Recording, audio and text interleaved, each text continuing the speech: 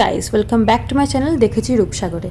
তো আমি আজ চলে এসেছি একটা নতুন ভিডিও নিয়ে, যেখানে আমি দেখাবো যে কি করে জেট প্ল্যান্ট লাগানো হয় কাটিংয়ের থ্রুয়ে। তো ফার্স্টে আমি একটা সয়েল মিক্স করছি, যেখানে আমি ভার্মি কম্পোস্ট ইউজ করছি আর কোকোপিট ইউজ করছি।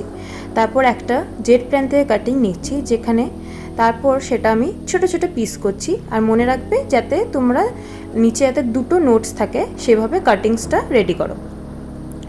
এই দেখো আমি এইভাবে কাটিংসটা রেডি করছি নোটস রেখে রেখে। তারপর অ্যালোভেরা জেল হলো একটা রুটিং হরমোন, তোমরা ওটা ইউজ করতে পারো, অর এলস তোমরা ইউজ করতে পারো হলুদের গুঁড়ো, সেটাও কাজে দেয়। তো আমি এখানে আমার কাছে অ্যালোভেরা ছিল তো আমি সেটা ইউজ করছি। তারপরে দেখো আমি এটা ছোট্ট ছোট পিস করছি আর এইভাবে লিফ নোটসগুলোতে লাগিয়ে নিচ্ছি আর এইভাবে রেখে দিচ্ছি সয়েলের ভিতরে, হালকা করে প্রেস করছি।